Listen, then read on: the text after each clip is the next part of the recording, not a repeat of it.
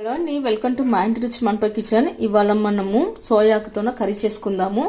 సోయాకులో అధికంగా చెప్పాలంటే పాలకూరలో కన్నా అధికంగా ఇందులోకి కాల్షియం ఉంటుందండి. అలాగే పోషకాలు, విటమిన్స్ కూడా అధిక మోతాదులోనే ఉంటాయి. ఈ ఆకు తినడం వలన కండరాలు బలంగా దృఢంగా అవుతాయి. కాల్షియం అధిక మోతాదులో ఉండడం వలన కూడా మనకు కండరాలు, ఎముకలు అన్ని స్ట్రాంగ్ గా దృఢంగా అవుతాయి. అలాగే చంటి పిల్లలు కానీ బాలింతలకి కానీ ఈ కూర చేసి పెట్టినట్లయితే పాలు దృఢంగా వస్తాయి. పిల్లలకు కూడా, ఎదిగే పిల్లలకు కూడా స్ట్రాంగ్ గా అవుతారు.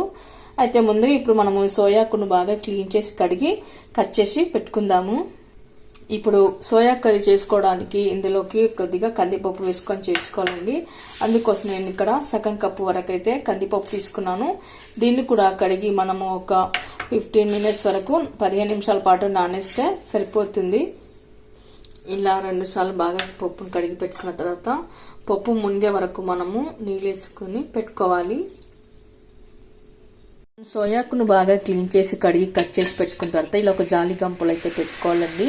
అప్పుడు ఇందులో ఉన్న వాటర్ అంతా, నీరంతా ఇలా కిందికి వెళ్ళిపోతుంది. మనం ఇలా ఒక 10 నిమిషాల పాటు పెట్టుకున్నట్లయితే దీంట్లో ఉన్న వాటర్ అంతా వెళ్ళిపోతుంది. అప్పుడు ఆకు మనకి ఇలా పొడి పొడిగా వస్తుంది. తర్వాత ఒక మిక్సీ జార్ పెట్టుకుని అందులోకి ఒక 4 పచ్చిమిరపకాయలు తీసుకోవాలి. తినే కారం బట్టి కారం తీసుకోండి. మిర్చి తీసుకోండి. అలాగే ఇందులోకి కొద్దిగా కరివేపాకు, తర్వాత 4-5 వెల్లుల్లి రెబ్బలు వేసుకుందాము. ఆ తర్వాత కొద్దిగా కొత్తిమీర. ఇప్పుడు మనం మిర్చి పేస్ట్ చేసి పెట్టుకోవాలి.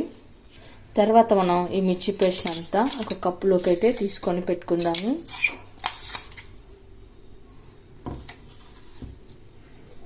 ఇలా మనం మిర్చి పేస్ట్ అంతా కప్పులోకి తీసి పెట్టుకున్న తర్వాత మనకు పప్పు కూడా బాగా నానిపోయింది. తర్వాత మనం కడాయి పెట్టుకొని అందులోకి 2 టేబుల్ స్పూన్ వరకు అయితే ఆయిల్ వేసుకోవాలి.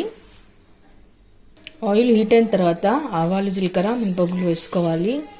అవి చిటపటమన్న తర్వాత మనం సన్నగా కట్ చేసి పెట్టుకున్న ఉల్లిపాయ ముక్కలు వేసుకోవాలి. మనం ఏ ఆకు కూర చేసినా కానీ ఉల్లిపాయ ఎక్కువ ఉంటేనే రుచి బాగుంటుందండి. నేను ఇక్కడ 2 ఉల్లిపాయలు అయితే తీసుకున్నాను. మీ దగ్గర పెద్ద సైజు ఉంటే ఒక్కటి తీసుకోండి, మీడియం సైజు ఉంటే 2 ఉల్లిపాయలు వేసుకోండి.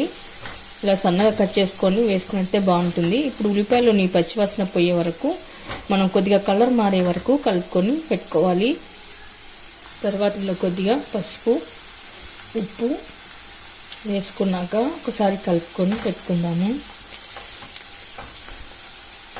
ఆ తర్వాత మనం మిక్సీ పట్టి పెట్టుకున్న మిర్చి పేస్ట్ వేసుకుందాము. ఇప్పుడు మనం మిర్చిలోని పచ్చివాసన పోయే వరకు కలుపుకొని పెట్టుకోవాలి. ఇప్పుడు మనం నానేసి పెట్టుకున్న కందిపప్పును వేసుకోవాలి. వేసాక ఒకసారి పప్పులను పచ్చివాసన పోయే వరకు మనం కలుపుకొని పెట్టుకోవాలి. తర్వాత ఇప్పుడు మనం పప్పులో కొద్దిగా నీళ్ళు వేసుకొని ఉడికించుకొని పెట్టుకుందాము. ఇప్పుడు మనం మూత పెట్టేసుకొని 2 నిమిషాల పాటు పప్పును ఉడికించుకోవాలి. 2 నిమిషాల తర్వాత మనం మూత తీసేసుకొని ఇప్పుడు ఒకసారి కలుపుకొని పెట్టుకోవాలి. ఆ తర్వాత ఇప్పుడు మనం క్లీన్ చేసి పెట్టుకున్న సోయాకును వేసుకొని కలుపుకొని పెట్టుకోవాలి. ఇప్పుడు ఆకునంతా ఒకసారి కలుపుకొని పెట్టుకుందాము.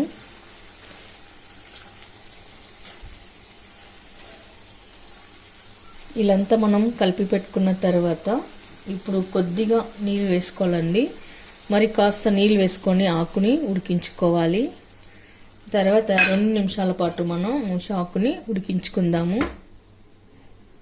తర్వాత మనకు ఆకు అంతా బాగా ఉడికి ఇలా దగ్గర పడ్డ తర్వాత ఇప్పుడు రుచికి సరిపడా ఉప్పు వేసుకోవాలి.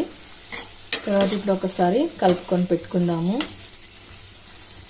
ఆకైతే బాగా ఉడికిపోయి దగ్గర పడిపోయింది చూడండి. ఇప్పుడు మనం సర్వింగ్ బౌల్లోకి తీసుకోవాలి.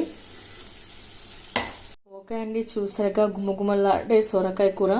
ఈ కూర మనకు రైస్లోకి, రోటీలోకి, చపాతీలోకి అన్నిట్లోకి చాలా బాగుంటుంది. ఆరోగ్యానికి కూడా చాలా మంచిది. మరి మీరు కూడా ట్రై చేయండి. మీకు ఎలా కుదిరిందో కామెంట్స్లో పెట్టండి. లైక్ చేయండి, షేర్ చేయండి.